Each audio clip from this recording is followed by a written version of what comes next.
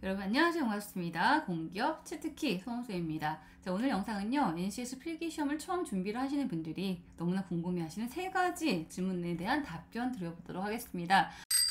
자, 첫 번째 질문은요, 공기업 필기 준비 무엇부터 해야 되나요? 이런 질문이에요. 제가 정말 많이 받고 있는 그런 내용인데, 이게 더 고민되는 이유는 아마 수많은 정보 때문일 거예요.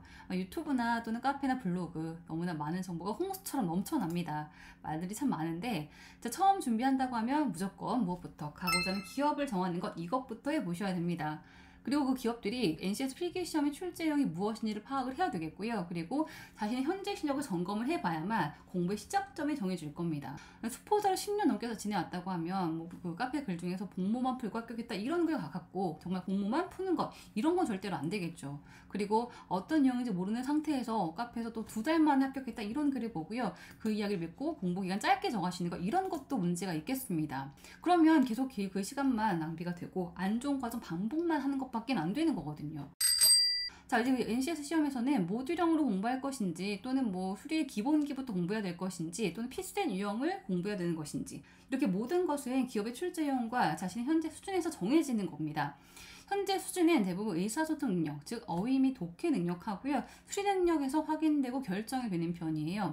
기본 계산 능력이나 응용 수리 문제 풀이 실력, 이런 것이 어느 정도 되어 있다고 하면 바로 NCS 기본서 교재와 강의를 보셔도 되겠지만, 수리 기본기가 좀 되어 있지 않다고 하면 NCS 기본서를 바로 시작을 하기보다는 수포자를 위한 강의나 또는 기초 언어 능력이나 기초 수리 능력 강의를 통해서 기본기를 충분히 잡고 시작하는 것이 현명하고 효율적인 선택이 되겠습니다.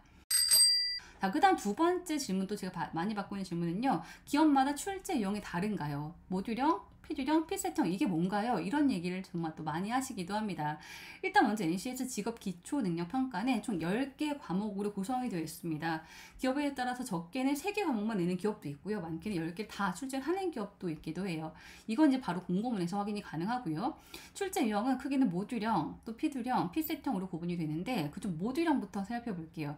모듈형은 NCS 공식 홈페이지에 보시면 과목별로 워크북 자료 파일이 있습니다. 일명 과목별 교과서라고 불리기도 해요. 그 자료의 이론 내용을 기반으로 출제를 하는 그런 문제 유형입니다. 상대적으로 문제가 좀 짧고 간단한 편이고요, 워크북의 이론을 좀 암기해서 해결이 가능한 문제 유형들이 많이 있습니다.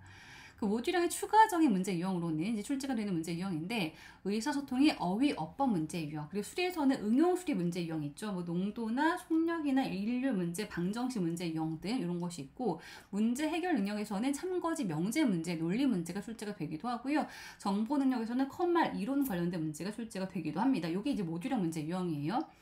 필셋형 같은 경우에는 공무원 시험의 공직 적격성 평가 시험의 필셋, PSAT 그 시험과 실제로 비슷하게 출제가 되는 문제를 이제 필셋형이라고 합니다. 자, 의사소통, 독해 문제에서 제시문이 좀 긴 편이고요.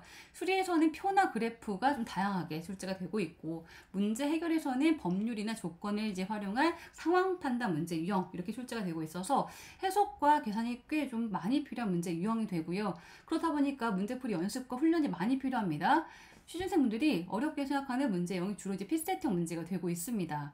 필유형 같은 경우에는 앞서 말씀드린 2개 유형, 모듈과 필셋형이 이제 같이 함께 나오는 그런 문제형을 의미합니다. 여기서 이제 중요한 것이고요, 필유형에 포함된 필셋 문제 유형은 필셋만 출제를 하는 기업보다는 상대적으로 지문이 좀 더 해석이 쉽거나 계산도 좀 덜 복잡하게 출제가 되는 특징이 좀 있는 것도 이제 우리 좀 알아둘 필요가 있죠. 최근에는 많은 기업이 필유형으로 출제를 하는 편입니다. 따라서 이제 모듈과 필셋을 모두 준비해야 되다 보니까 공부 범위는 좀 더 넓어졌다, 이렇게 좀 볼 수 있겠습니다.